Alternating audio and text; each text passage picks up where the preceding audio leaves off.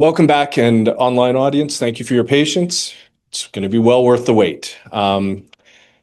So if anybody attended Jason Stanley's talk on Monday, he talked about how some communities have lived under fascism and authoritarianism in America, including Black Americans. That's the example he drew off of.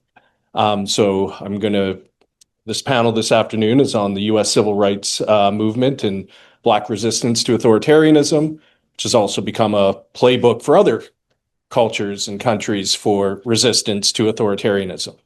But I will now silence myself and hand the mic over to my friend and colleague, Keisha McKinner from the East Valley MLK Committee, who we've done some work together. You support this conference, and I've showed up for some of your stuff, and you introduced me to Kingpin Barbecue. So I'm eternally indebted and grateful for that. So I will turn this over to you.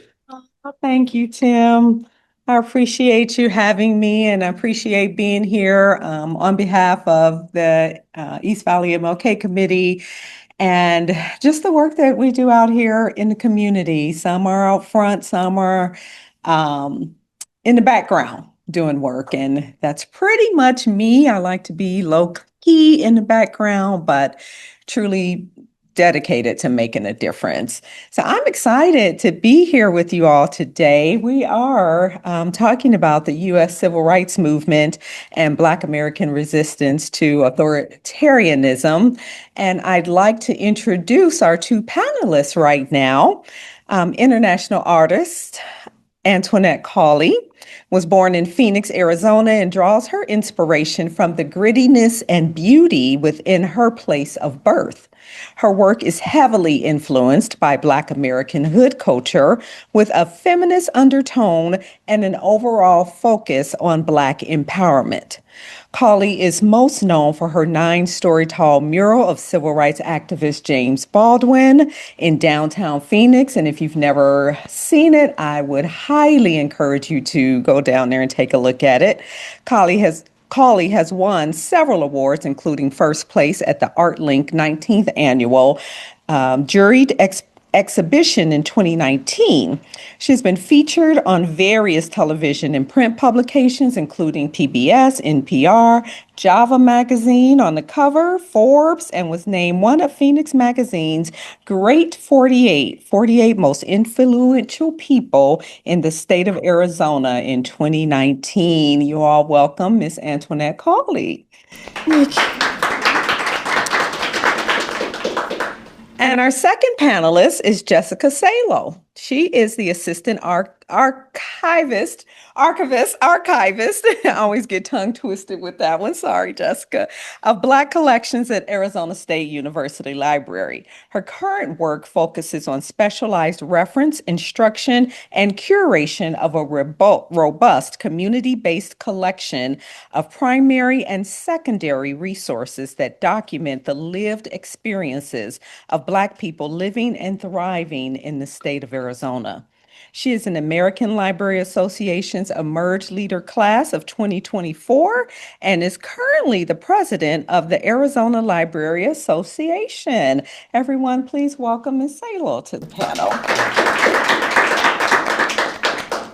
So we are going to get started. I am going to step aside and I'm going to let Ms. Cauley up first speak with you all.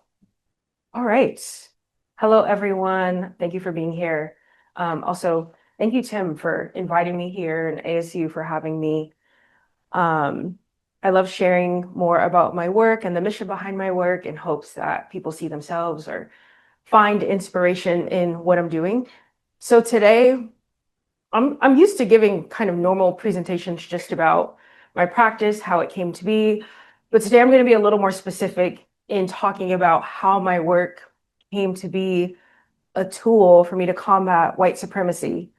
And so I think anytime I'm presenting about my work, it's always really important to start from the very beginning when I was just a little baby. I think I was probably like 7 here. So for context, I'm biracial. My mother's white, my father's Black. And I remember being very young and being very inquisitive about civil rights leaders.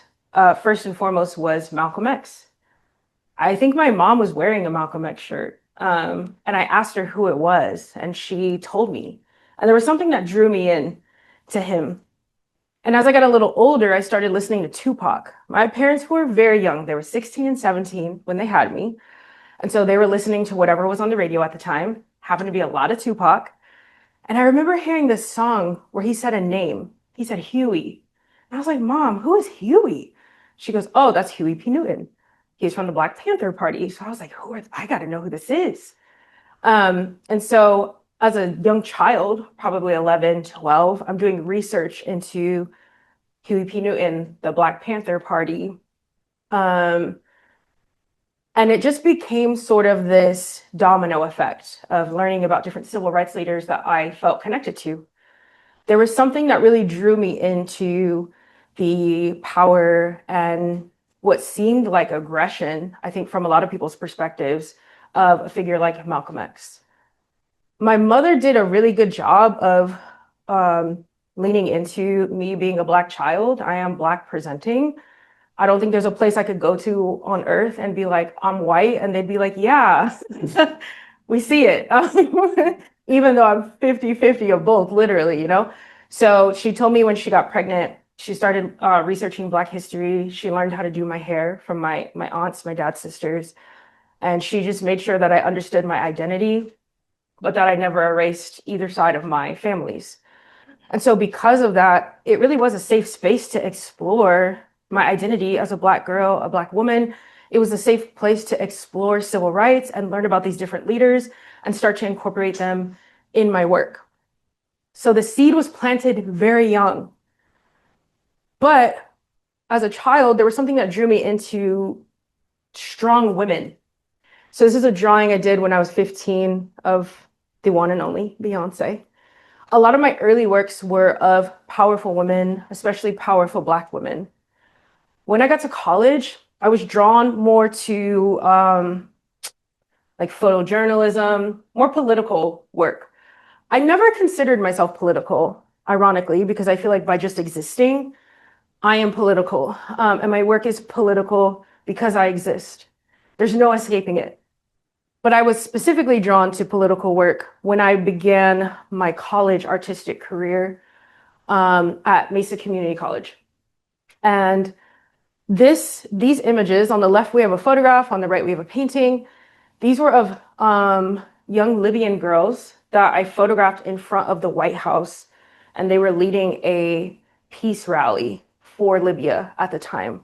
And I remember there was something so powerful to me about these cute little girls. They're probably like 7, 8, 9. There's 3 of them on this stage with microphones, shouting and chanting, leading groups of men, women, teenagers, children.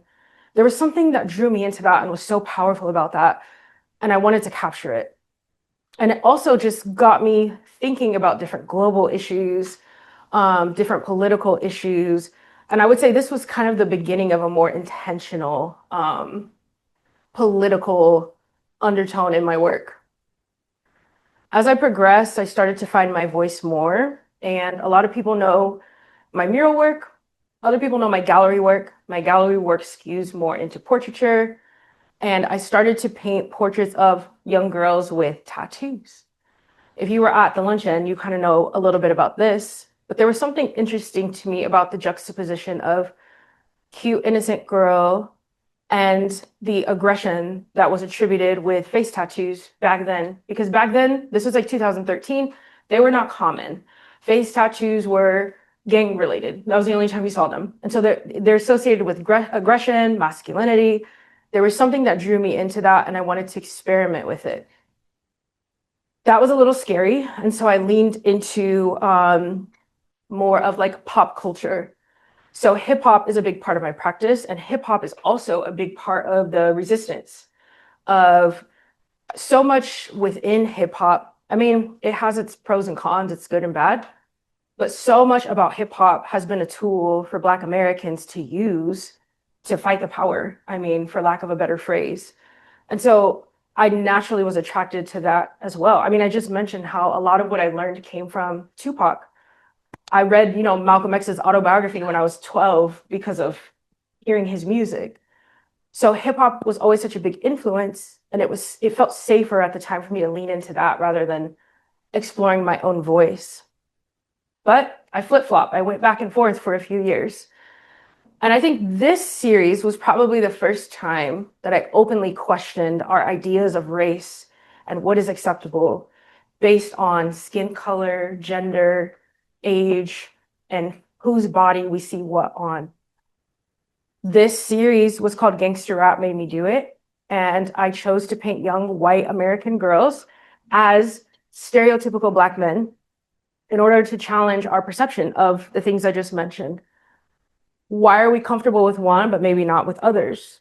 My goal was for people to look at these pieces of work and maybe think like, oh, this is kind of weird, but like cute, because they're like little girls. And then to learn what I was actually doing. And I hoped that it would cause a bit of discomfort. And it did. It accomplished what I wanted it to accomplish. But I really wanted people to question, why is this acceptable on this body, but not this body? On this race, but not this race?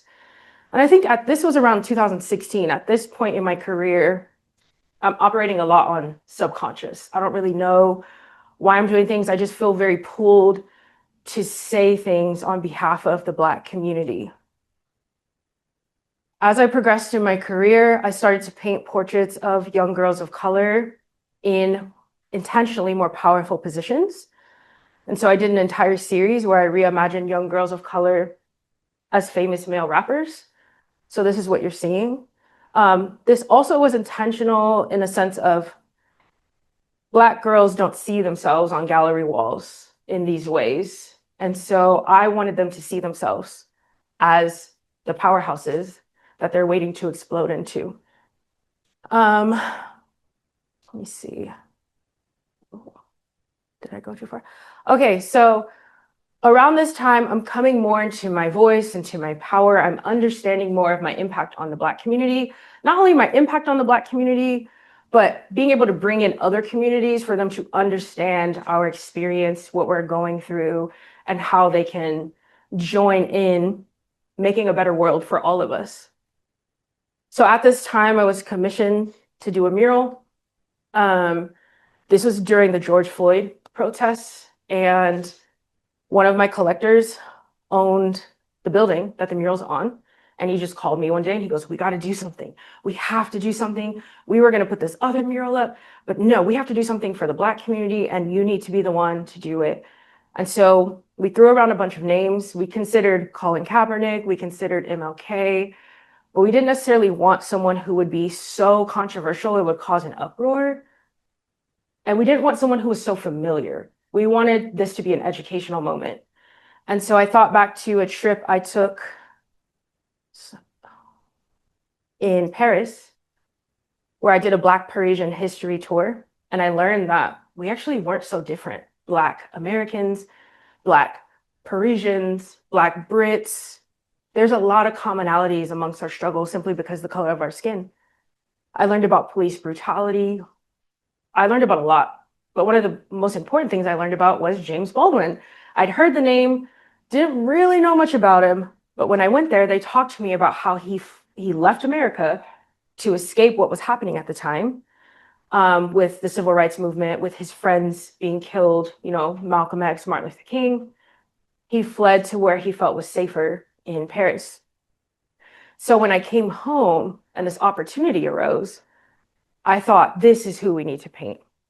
He's Black, he's queer, he's an author, he's a civil rights leader, and everything he talked about back then is still relevant today.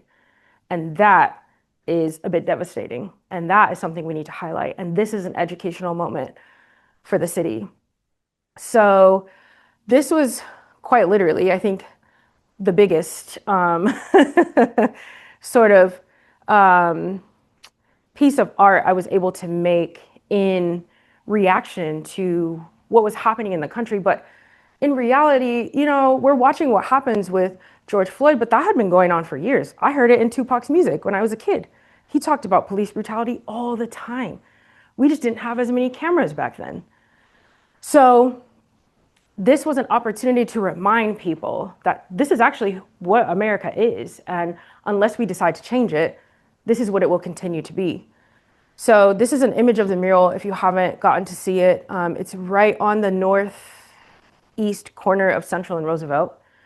It's on the north side of the building. It's pretty incredible to see, so I definitely recommend going to see it.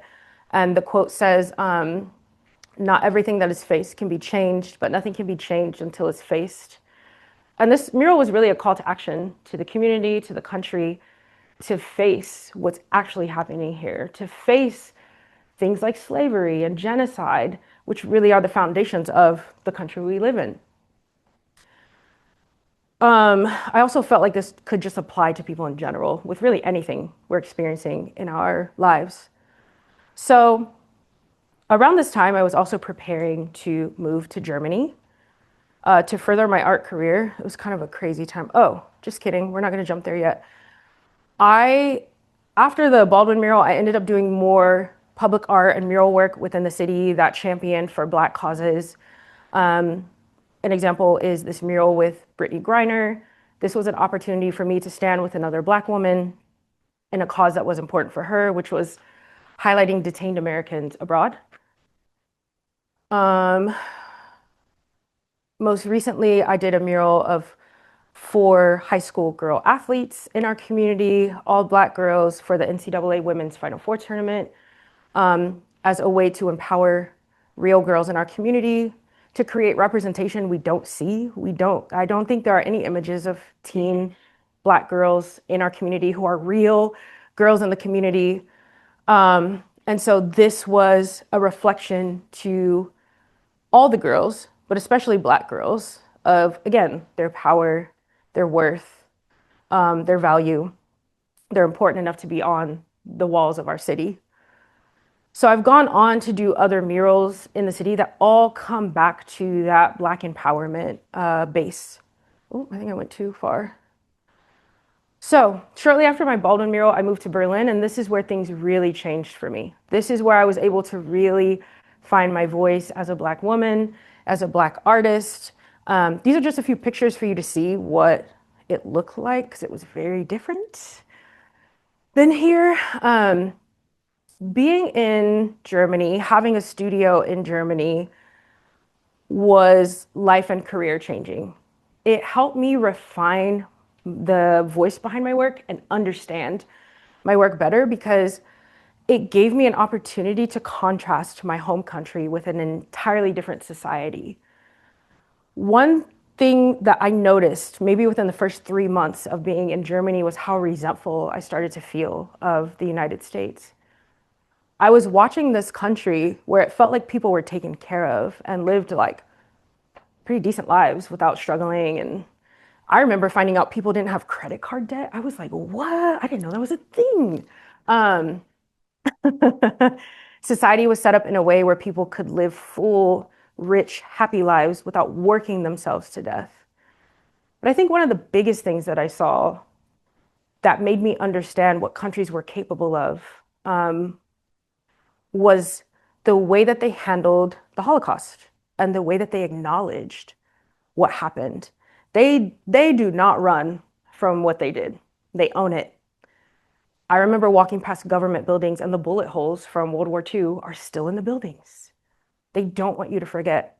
One of the most impactful things I saw in Germany, I wish I had a picture, in front of the apartment buildings, they'd have these little plaques, probably this big. They're copper. They're designed by an artist. And they would tell you the name of the Jewish person that lived in the building, what year they were taken, which camp they were taken to, where they were killed. They never let you forget. And I think that's how it should be. We should never forget, so we never repeat. They teach it in schools. Anything Nazi related is illegal. You can't even say things. You will get arrested. I've met Americans who have caught cases in Germany for saying something crazy Nazi related that they shouldn't have said. So it made me question, if this is possible, why isn't my country doing this for slavery? Or, I mean, we can insert a lot of issues, right? But it's like everyone wants to forget, while my grandmother remembers seeing people in the fields picking cotton. It really wasn't as long ago as we think. Or my dad went to an all-Black school. And so the resentment really built in Germany. And I started to realize a lot of things.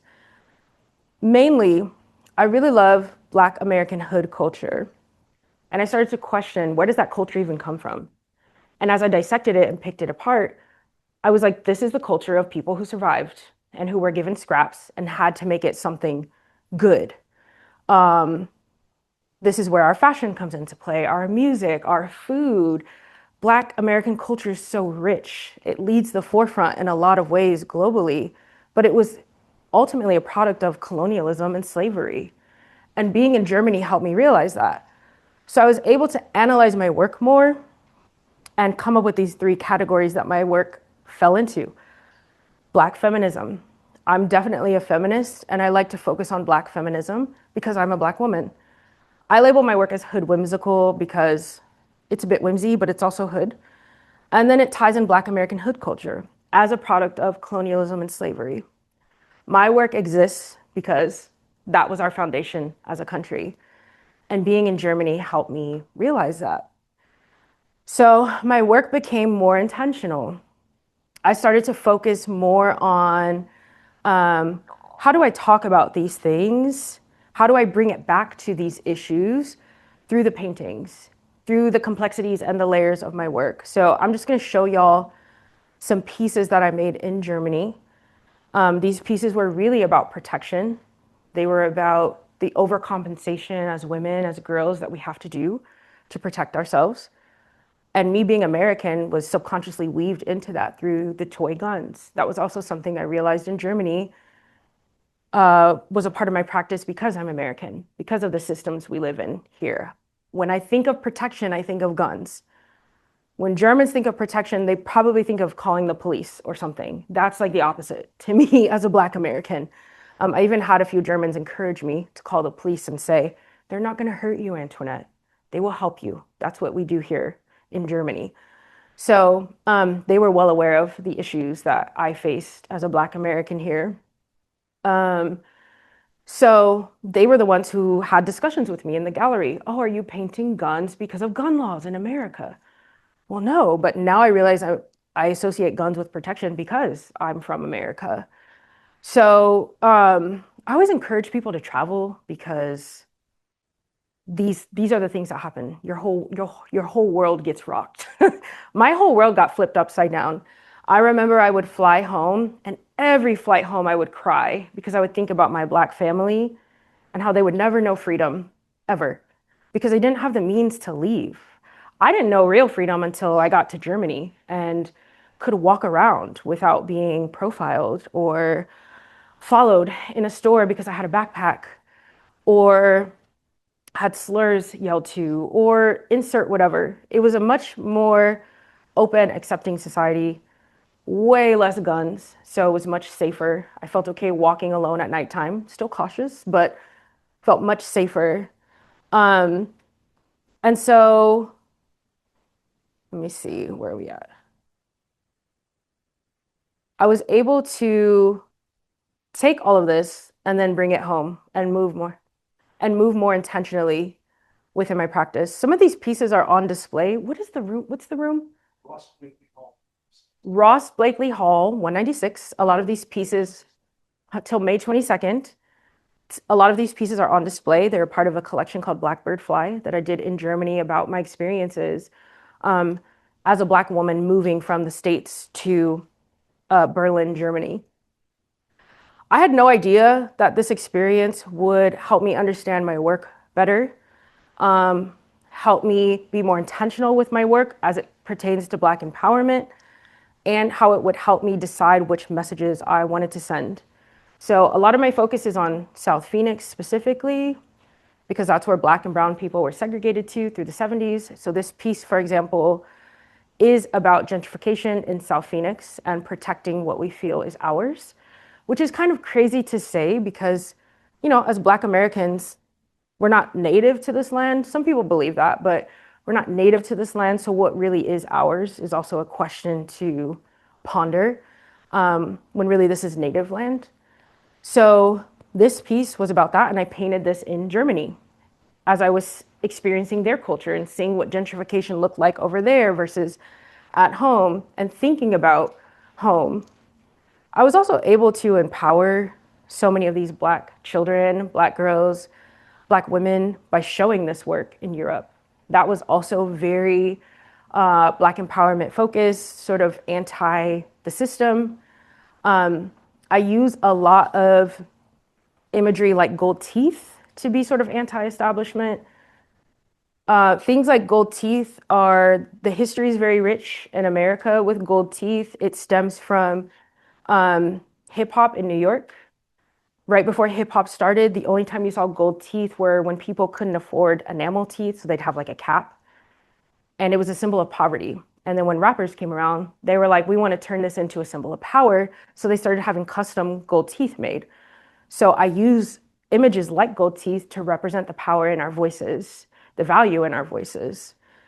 So there's a lot of intentionality. I'll kind of run through these. This is really the end of my presentation. So that's basically how, as a child, the foundations of what my mother and father instilled in me planted a seed that was able to sprout into sort of this like act of resistance to white supremacy and racism within the United States. Also, I wanted to illustrate how traveling was so important for me to also figure out how my art could be used as a tool for change. So that's all I have for y'all. Thank you.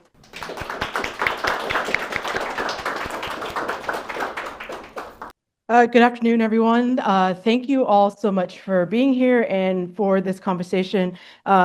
Ms. Cauley is definitely a inspiration to a lot of us here in the Valley who are trying to not only talk about Black history, but also understand Black history here in the Southwest. My name is Jessica Salow. I am the Assistant Archivist of Black Collections here at Arizona State University, Tempe campus, specifically at Hayden Library. I've been doing this work for about 5 years now, and so the archival collection is called Black Collections. And my apologies, I did not have a PowerPoint. I am trying to move away from PowerPoint presentations in a lot of respects, just because as somebody who likes a conversation, I tend to be more conversational, and PowerPoints sometimes don't bring out that conversation in a lot of ways. And so that is why I do not have a PowerPoint, but I do have some images from the archival collection that I steward, and just some links to a website that we can talk about here in a few minutes. But basically, the work that I do from my bio is very intentional because there is an active erasure of Black history going on and has been going on literally for decades.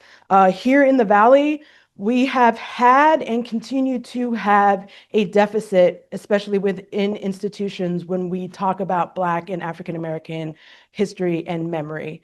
There was a study done in 2012. It's called the Arizona Archives Matrix Project. There used to be a website, but unfortunately that website was taken down because the website got really, really old and we can no longer support it. So hopefully at some point, we'll be able to bring up that website again, but basically there is a paper out there and some other talking points about this particular study. But the study was done in 2012 that went to the big three institutions here in Arizona. So that's us here at Arizona State University, Northern Arizona University up in Flagstaff, and University of Arizona down in Tucson, and a couple of other smaller institutions across the state, including the Historical Society and the State Library and Archives. And basically what came out of that study was that 0 to 2% of known institutional archives here in Arizona represent the Latinx, Black, Asian Pacific Islander, and the LGBTQIA+ community. And that was in 2012.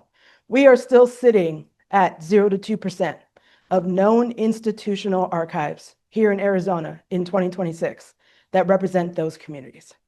So this is the intent and the purposes behind Black Collections, and why we specifically as institutions and as people who are invested in our communities need to dedicate ourselves to collecting this memory and history, because if we do not collect this memory and history, it will be erased. It will go away. It will be gone forever.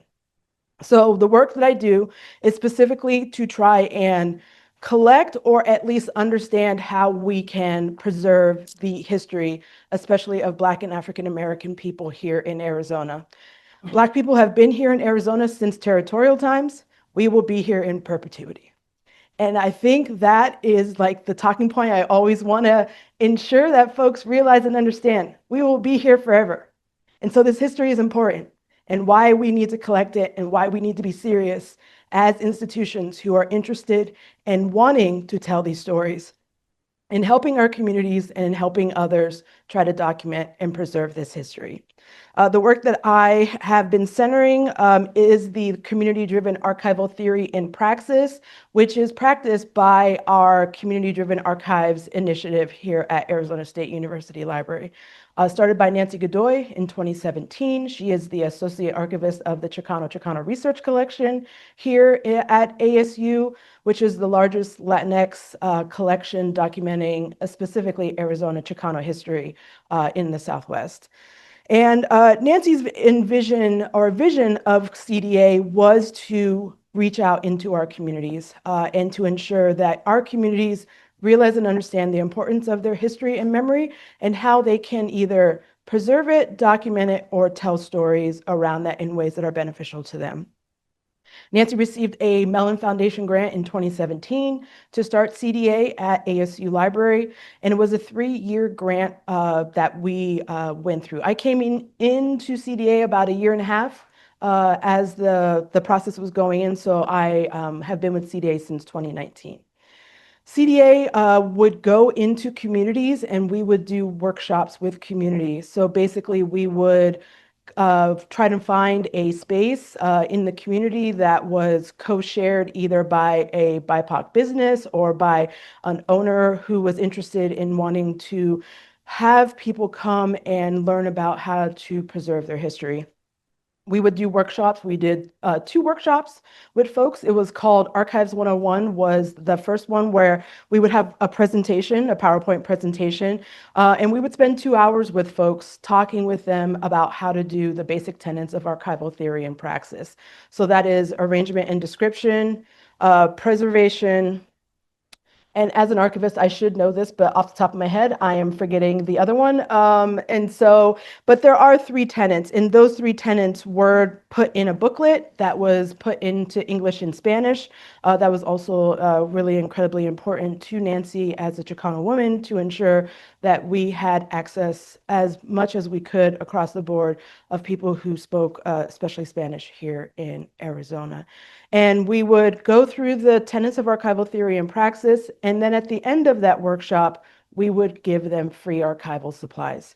So we come with free archival supplies, the supplies that we use as professionally trained archivists here at Arizona State University, we would give out to community for free. We still actually do this practice, so if anybody is interested in an archival kit, my bookmarks are over to the side, so please reach out to me. Let me know if you're interested. Please come to Hayden Library. We have them available to you. But basically, that workshop was one of the most incredibly rewarding workshops because at the end of those workshops, it felt like people knew how to take what we were talking about and what we were showcasing to them and bring it into their community and into their family history or into their family and into their community in order to go ahead and do that work on their own without any institution needing them to, work with them or anything like that. That is the work that CDA does. We want to empower people as much as possible to do this work on their own and in ways that are beneficial to them and to their community. And then the second workshop that we did was a 4-hour workshop called a Scanning 101 workshop as well, where we would bring in 4 flatbed scanners, and then we would digitize materials that folks brought to these workshops for free and place them on a thumb drive that we also gave out to folks and would get them started on their digital preservation journey. Those particular workshops, again, were incredibly successful in not only training folks, but getting folks to realize the importance of their family and community history. I cannot tell you how many conversations I have had with people here in the Valley who talk about how they wish they did not throw away things from their family or their grandparents' home. So I'm just going to say this plainly and simply. Please, if you can, do not throw anything away that is related to your family or community history if you have the capacity and the ability to preserve it and save it. It is incredibly important, not only to you, but to your community and to the stories that need to be told when it comes to your family and community history. And so for me specifically, being a non-native of Arizona, but I've lived here for about 23 years now, it has been incredibly rewarding and incredibly just moving to see how people react to this work and how incredibly important it is to just listen sometimes when you are with somebody who wants to tell their family or community history. Because again, within our institutions and within sometimes academia, folks get really suspicious of us, honestly, especially within communities of color, because our institutions have taken so much from these communities and have not given anything of substance back in return. So for us to be able to do this work where we are handing out free archival supplies, where we are teaching and doing educational opportunities to folks to have them preserve their family or community history, and then also take that information and spread it across the board to others within their community or to other institutions that they have had conversations with about why isn't this in this institution? Why isn't this here? What are you doing to go ahead and start this particular conversation of why your institution is not living up to the values or living up to the understanding of the preservation of all communities here in Arizona and the impact that those stories have and the impact that we as Arizonans feel when it comes to the understanding that there's nothing here. I get that a lot too, where folks tell me, I didn't know that Black people lived here in the Southwest. I didn't know that Black people lived here in Arizona. And it's hard to try and point them to specifically scholarly and academic resources because they are few and far between, because that memory and history lives in these communities. I'm sure Ms. Cauley can talk to you all about her family and community history because it was shared with her within her family and within her community. South Phoenix specifically is one of the most underdocumented places when it comes to the history of Arizona. At least I will say, I don't, some people might argue that that is not the case, but I think there is a groundswelling right now of the understanding of how much South Phoenix history we are losing every single day when it comes to the understanding of, as Ms. Cauley was talking about, gentrification and the understanding of the flip when it comes to economics and the people who are impacted by those economic situations that happen here in Arizona. And specifically, we are also not teaching Black history in our educational institutions. Here at Arizona State University, I think we do an okay job. We could do better, but we also are doing that work by starting an archival collection like Black Collections. We have a lot of really amazing faculty who is talking about the Black history of Arizona, but we need more. We need more scholarly publications, need more scholarly research out there if we are going to invest more into our communities when it comes to the understanding of Black and African American history and memory. I just wanted to very quickly, is it possible to bring up the website here? This is an amazing picture of you, by the way. Congratulations on that. Okay, so this is the website to Black Collections. I'm in a lot of the promotional photography of this collection because obviously it's a brand new archival collection. And so And again, with the statistic that there's only 0 to 2% of known institutional archives that represent Black people here in Arizona, we are in that same boat. Here at ASU, we do not have collections on the basis of potentially other places when it comes to Black and African American history and memory. So my face is literally all over the place when it comes to this archival collection. But this is the website. So it's lib.asu.edu/collection/Black collection. Sorry, it's like huge title there. But if you just Google Black Collections ASU Library, you'll find the website. And basically, this website does take you to kind of a welcome page. It also has an introduction to Black collections. So I did this video probably 3 years ago, 4 years ago, somewhere in that general range, where I sat down with a student that we had at ASU Library and just went through some of the archival material that we have within the collection. This particular collection is an ephemera collection. So when I talk about ephemera, I'm talking about things that are not like produced like through papers. So we're talking about newspaper clippings, mainly newspaper clippings is a lot of what that ephemera collection is about. But then there's also ephemera that can be 3D objects, buttons, posters, T-shirts. Those is what we consider as archivists ephemera because it's not, it's not technically meant to be saved forever, but there are ways to save it, but it is a little bit more of a process in order to save ephemera because it is so kind of like loose and it can be thrown away. It can have like a very transitory kind of life. And so that ephemera collection was one of the ones that I went through with the student and kind of went through some of the newspaper clippings that previous curators here at ASU collected when it came to local Black history. So we have a lot of clippings from the Arizona Republic. We have a lot of clippings from the Mesa Tribune. We have a lot of clippings from, I'm sorry, I don't know the paper, the local paper in Chandler, but there's a couple of clippings of Black athletes, Black women athletes in the ephemera collection as well that I went through with this student. And then here are some of the highlighted collections that we have here at ASU. So Dr. J. Eugene Grigsby Jr., which is on my right, probably some people's left, but J. Eugene Grigsby Jr.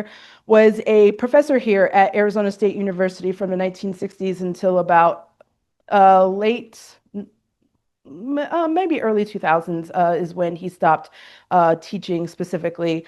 But Dr. Grigsby's collection is honestly a miracle that we have it because this was before my time as the Archivist of Black Collections. My colleague Shannon Walker, who is the university archivist, received a call from the art department here at ASU. And there was a room that they were trying to clean out that had a bunch of boxes in this room. And people at the art department had the foresight to call my colleague and say, hey, we have these boxes in this room. We're looking to clean this room out. If you don't come by and look at this, we're going to throw all of these boxes away. So my colleague ran over to the art department and found this entire collection in these boxes. So again, this is a part also of why we are at a deficit, is that there are people internally to ASU who still do not call us and do not tell us that there is archival material in their buildings for us to come and collect. And so they just throw it away. But Dr. Grigsby's collection is all 35 millimeter slides.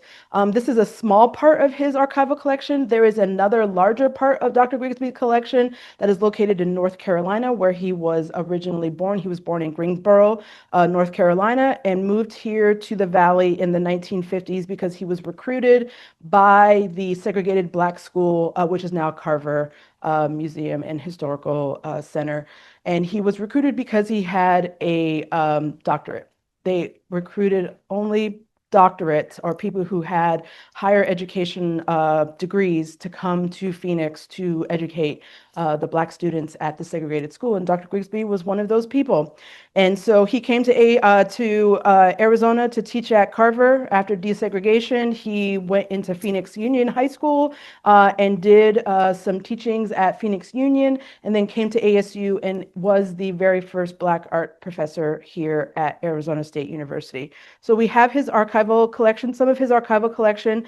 I've done an exhibit on Dr. Grigsby's collection 3 years ago. There are some articles that ASU News did about the archival collection, but Dr. Grigsby is and continues to be a foundational influence to Black artists here in the Valley. I continue to have conversations with folks who were his former students and who talk about him and his legacy all the time to me. And it's just inspirational to get to be able to steward this collection because folks find it really just groundbreaking and just groundswelling when it comes to the understanding of Black art and especially Black artists here in the Valley. The other collection that we just recently released in January of this year is the Ragsdale Family Papers. The Ragsdale family, what I tell folks is that if you don't know anything about the Ragsdale family, you do not know anything about Phoenix history. The Ragsdale family was a very prominent and influential Black family here in the Valley. They were the first to cross the red line here in Arizona, or sorry, here in Phoenix, I should say specifically. Eleanor Ragsdale did pass as white. She could pass as white.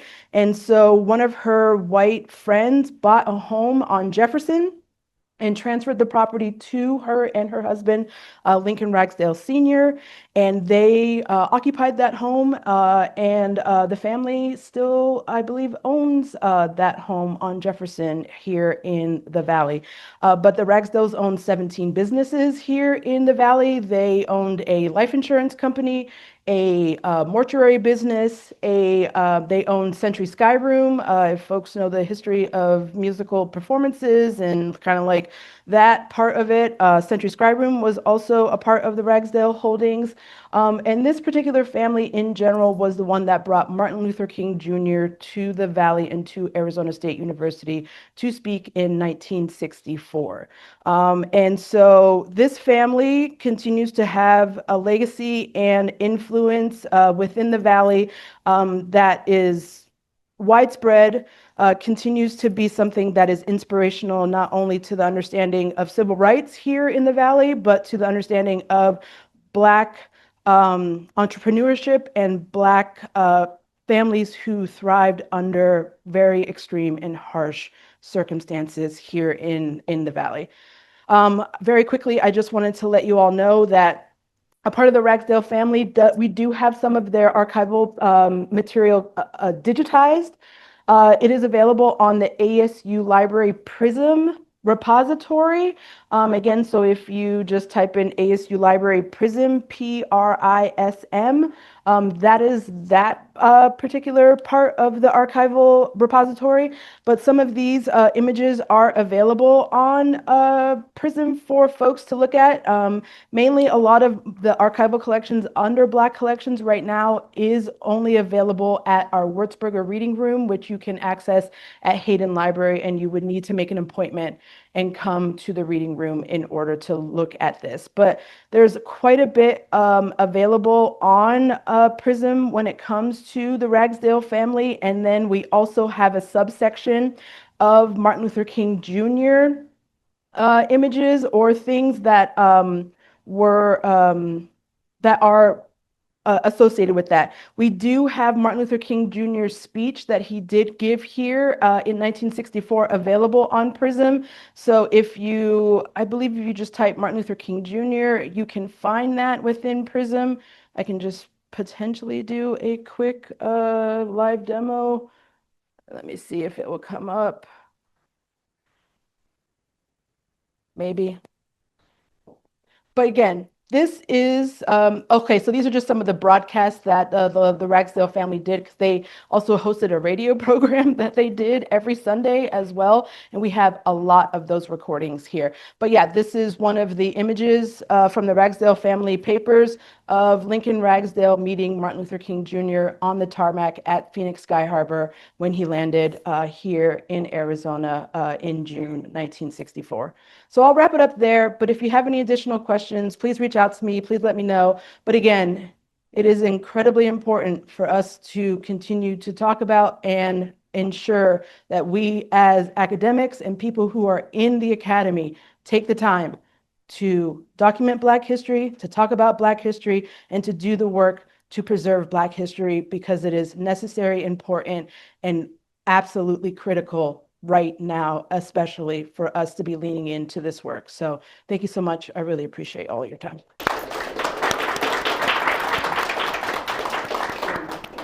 I just wanted to just kind of ask one question, because I was listening to both of you up there and we're talking about civil rights movement and authoritarianism.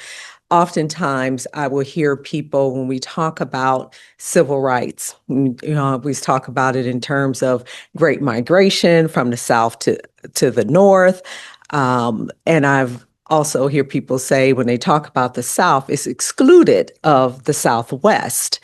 And when you were talking about J. Eugene Grigsby, about recruiting him to come from the Southeast, the South, North Carolina, into the Southwest, how that is kind of a migration in and of itself as to what Carver was doing. So kind of for both of you, talk about how we can get that messaging out there as far as Phoenix and this local area's involvement in civil rights, and how can we sustain that? Because if we only have 0 to 2% archival material, we have the arts, which people try to suppress all the time, but it's still a very expressive form.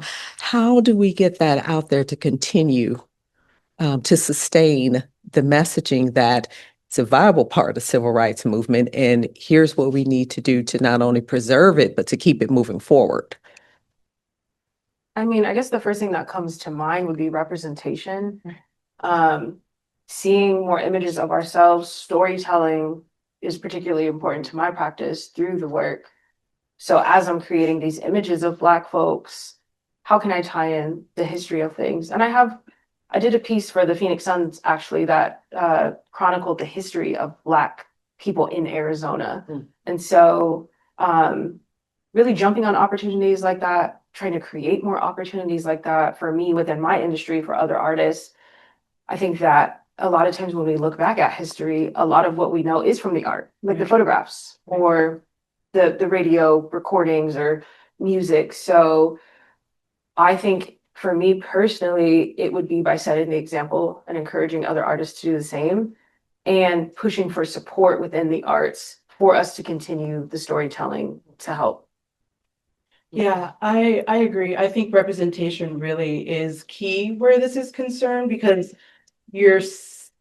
the way in which I have approached the work that I do within Black collections is the understanding of a Black person collecting Black history. And not to say that other nationalities or other ethnicities cannot do this work, but the conversations are different when you approach somebody within a community that look like you, and you have the understanding of a shared history and an understanding of a shared kind of like I guess know-how, or knowing that you're underdocumented, you're underrepresented. And so approaching these conversations is incredibly fraught sometimes, because again, I have had a lot of people who are very suspect of me because I am attached to Arizona State University, period, end of story. And so that relationship building is absolutely critical and important to go ahead and try and ease people's fears of the take mentality that sometimes academia tends to have a label on, but then also to listen listen intently and listen with the understanding that you're not trying to take this and then take it into something else that could benefit only you, but how does this benefit these communities as well? And then also just wanting to have more voices within this particular work.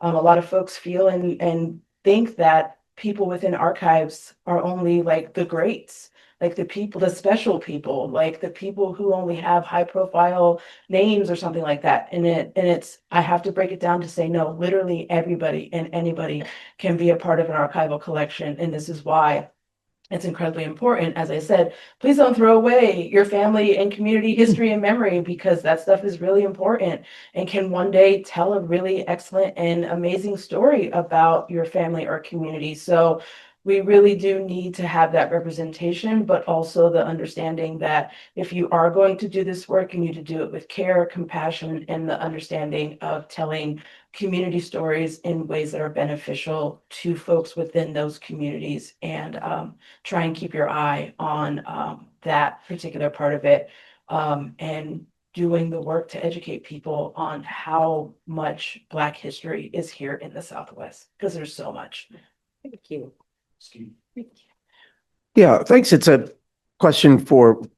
comment/question for Antoinette. You mentioned a lack of memorialization in the United States, and that doesn't seem to be quite right. I was thinking in your comments, especially since there's a German connection, of the National Memorial for Peace and Justice in Montgomery, and that the design of that memorial is really unusual for memorials in the United States. And one of the inspirations was the Memorial for the Murdered Jews of Europe, which if you lived in Berlin, you couldn't have missed it. You must have encountered it. Did you live in Kreuzberg? The photograph looked like you were in Kreuzberg. I lived in Neukölln. Oh, Neukölln. Okay. Yeah. All right. So, or other more localized forms of memorialization, like the Whitney plantation projects like that. But I was interested in your take on the possibilities of a combining a traditional kind of memorialization of, a big site like what you have in Montgomery, but one that has a degree of abstraction to it. And I mean, it's unbelievable. It's really disturbing, and just unlike any, unless I'm missing something, unlike any memorial I can think of in the United States.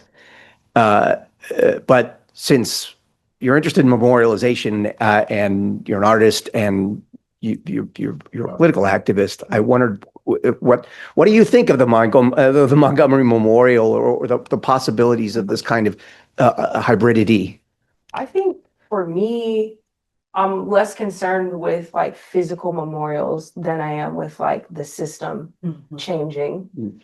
That stuff seems performative when I still have hot flashes when a police officer is behind me, because I know how they treat people who look like me, So I think, while I was in Berlin, yes, they had memorials everywhere, but they integrated that into their society by making certain things illegal, by teaching certain things in school, by acknowledging, just the acknowledgement, I think we have yet to do in this country in a really real way. And so, you mentioned like the Whitney plantation, there's like 50 other plantations that aren't doing that are still hosting weddings, Right. Yeah. So I just think that, you can try to physically memorialize anything you want, but if nothing changes in our society or systemically, it doesn't really matter, in my opinion. So that's kind of where I think Germany just illustrated that it can be done, and that certain powers are just choosing not to. Also, what we have monuments to here still, and that Germany absolutely never would, right? They Yeah, have an airport. That's true. With bees named after Gary, right? Right. Absolutely. So I think it showed me the possibilities for what I hope America will become one day. So that's kind of my take on all that. And I think I'm sorry, I just want to say, I think we've taken steps, or we try to have taken steps in order to do that, right? But unfortunately, in the last year and a half, there has been a lot of that has been taken away, right? And so we keep having this push and pull conversation when it comes to the understanding of memorializing history or the things within history that Germany, on some respects, continues to and does very well. In acknowledging their part in it, but then also taking the time to name people and to say the big words out loud. And I don't think here in America we have the ability to be very focused on that, because there is quite a bit of stuff that just kind of comes at us at one time. Not to say that that doesn't happen in other countries, but there are other mechanisms and other ways in which people get informed about certain situations. Like, they teach robustly the history of Nazi Germany in Germany, in schools. They don't teach that type of stuff here in America to education, or at least in primary education. You have to go to college or above and beyond in order to have that education come to you when it's easily accessible in other places, that you don't have to dig so deep in order to find it, that you sometimes potentially could give up because it's so hard to find that particular topic. I think that's a powerful way to end this. And also, I want to point out too, like, the day that we mandated Holocaust education in this state and other genocides, they also tried to ban critical race theory too, exactly. The same day, right? So you're mandating one and banning the other. And so I think that speaks to your point. So we're going to wrap this up. And I think it's important to, I love like the local history, right? And that you're both drawing on community, the national, but then also the international, right? Like whether it's how it have changed you as an artist. Black American culture's our largest cultural export, right? And then also just with resistance, when we're talking about, people living under authoritarianism within democracies themselves, what that looks like and how it becomes, that's also a global export, right? How other people have used the Black story and activism, for their own liberation. So I think right now in 2025 to 2026, under the current administration, the trend is generally moving away from diversity, diversity-focused politics, I think. If the politics, does this politics help to hold back the rights of Black community? And if it does, what do you suggest you should do, or the Black community should do? I think we need more than a minute for that. Yeah, I was going to say that's a lot. Is this? Well, do you agree? Do you agree that the policies hold back diversity? Yes. Yeah. So, and diversity includes race and religion, etc. So, from a racial perspective, because I'm a child of 1960s, 70s, I lived a civil rights movement time. So I'm asking you as new generation, what do you think you should do? Well, I think for me, I'm doing the best that I can with the circumstances that are presented to me in trying to preserve the Black history and memory of Arizona and the Southwest specifically. And I think, again, this is why the statistic of the 0 to 2% of known institutional archives, I hope, spurs people within institutions to do the work, or to at least collaborate and be a part of the I hope, groundswelling of trying our best to be as focused and as intentional as we can be about collecting and preserving this history, if we're going to try and combat the current policies and the current understanding of how Black Americans are treated in this country. We really do need that primary resource information, because again, this is what academics, students, others need in order to go ahead and propel the next generation in telling these stories or taking these stories in a different way from their own experience. Because Antoinette is doing this through arts. Others are doing it through music. Others are doing it through poetry. Others are doing it through, preserving, archiving. Historians are doing it in certain ways. But again, that published material needs to be out there and available for folks to ingest and then have them tell it or synthesize it in ways that are beneficial to them. And this is why I put that call out for more academics to lean into publishing about Black American history, especially here in the Southwest, because too many times, like I said, I have too many conversations with people that did not realize that there have been Black people here in Arizona since territorial times. And the ways that they've come through Arizona or the ways that they've gotten to Arizona are different from the Great Migration stories that we've heard. So for us to be able to tell those stories in parallel needs to be more, spaces like this, spaces in primary education need to have these spaces for them to go ahead and talk about it, because there's too much silence and there's too much rhetoric right now when it comes to the understanding of just literally saying the truth. Yeah. I don't know if I should join in. We can leave it at that so y'all can have a couple of minutes, take a break. That was a good mic drop at the end. I'm sure you would have dropped, we could have all dropped our legs, and I'm sure you had one to drop too. So not your mics. You're not going to ruin your mic. Sorry. All right. So we're going to take a brief break. Thank you to both of you. Thank you, Keisha. This is fantastic.